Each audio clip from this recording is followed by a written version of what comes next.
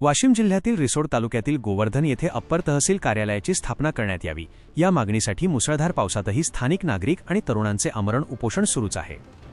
गोवर्धन आणि परिसरातील गावांमधील नागरिकांना विविध शासकीय कामांसाठी सध्या लांबचा प्रवास करावा लागत आहे। यामुळे नागरिकांचा वेळ, पैसा आणि श्रम यांचा मोठा अपव्यय होतो। ही अडचण दूर करण्यासाठी गोवर्धन येथे तातडीने अप्पर तहसील कार्यालय मंजूर करण्यात यावे ही मुख्य मागणी घेऊन हे आंदोलन छेडण्यात आले आहे। अनेक वर्षांपासून या परिसराकडे झालेल्या दुर्लक्षामुळे आणि अन्यायाविरोधात स्थानिक तरुण व नागरिकांमध्ये तीव्र संतापाची लाट पसरली आहे। अन्यायाविरोधात आवाज उठवण्यासाठी परिसरातील तरुण आणि सर्व स्तरांतील नागरिक मोठ्या संख्येने एकत्र आले आहेत। पडत्या पावसातही उपोषणकर्ते व पाठिंबा देणारे नागरिक आपल्या मागण्यांवर ठाम असून आंदोलनात सक्रिय सहभाग नोंदवत आहेत।